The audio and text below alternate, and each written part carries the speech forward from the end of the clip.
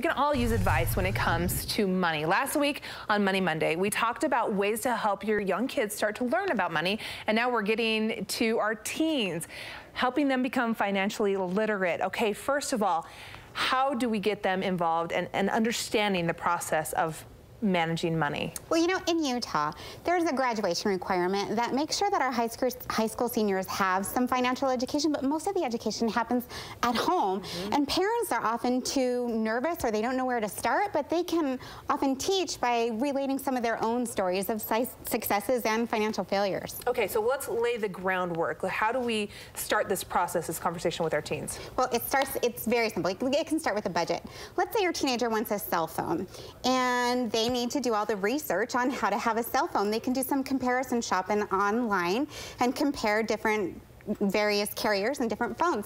They can set a budget and then they'll learn how to keep that budget so that they can necessarily afford a phone. I would say budgeting is huge. Is how to get your teen to understand the importance of that word, budget. Right.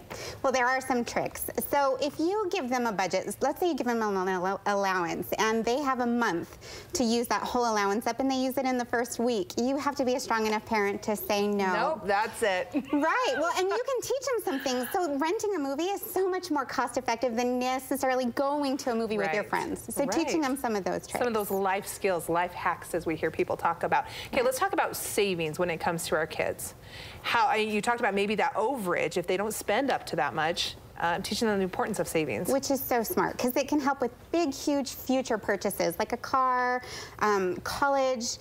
So let's say that you teach your child to save and you match however much they can save in their savings account. So number one, first step is to open a savings account, and number two, tempt them with a match. Okay, Christy, first of all, I feel like the days of checks are no longer really with especially this generation.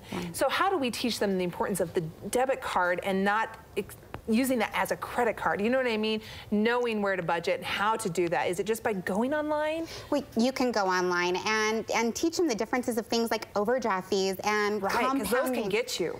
Horrible. And compounding charges, things like that. If you start young, you can definitely teach your children. I have a 20-year-old who bought a home at 19 by teaching him at 18 how to establish and manage his credit. Okay, it is up to us. All right, Christy Zotke from Mountain America. We appreciate it. More information online. We'll also post some information on our website, KSL.com. Thank you so much, Lori. Thank you.